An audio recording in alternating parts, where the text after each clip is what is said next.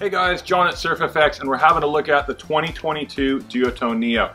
Now, this is not the SLS version, this is the other Neo in the range, and it's a bit of a big deal because it is pretty much an all brand new kite this year. So they've really refined this kite a lot, particularly in the shape to get smoother, more consistent turning and better drift.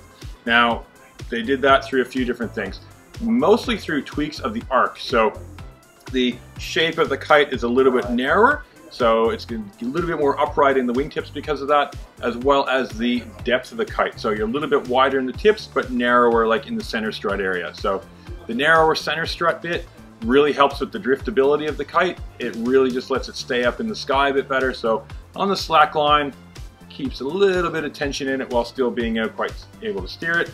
And then the, a little bit deeper in the wingtips, so in that strut length in the wingtip, gives it a bit more of a pivot, so it allows it to, the wingtips to rotate and come around and give you that smooth turn. So that's really what the focus was.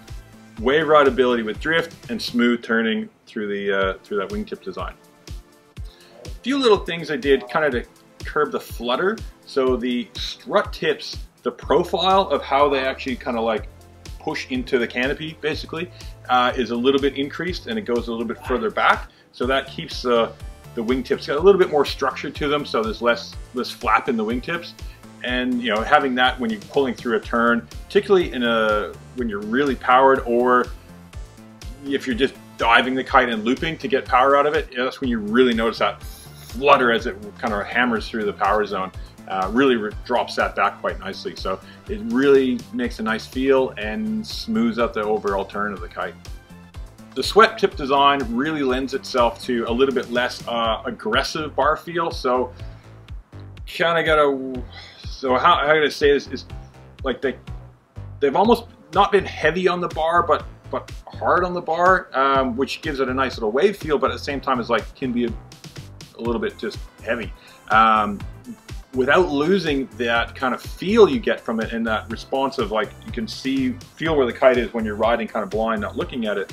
So that swept wingtip design helps kind of dull that down a little bit. Not too much to the point where like there's 3 adjustment knots on the wingtip, right, for the back lines. So there's basically a medium setting, a soft setting, and a hard setting.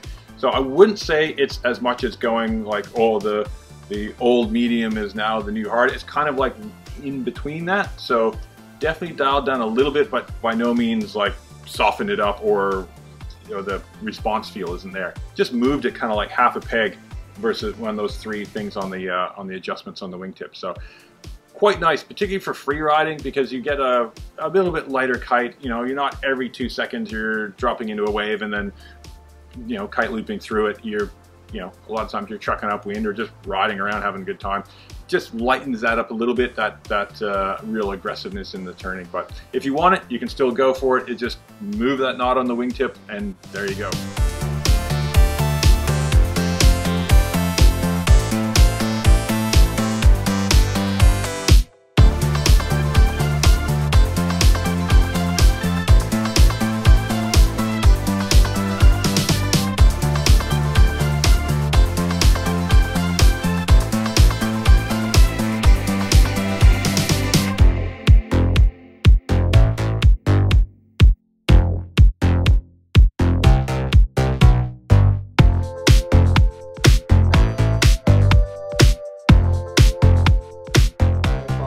Tweaked it to make it turn quicker and shred.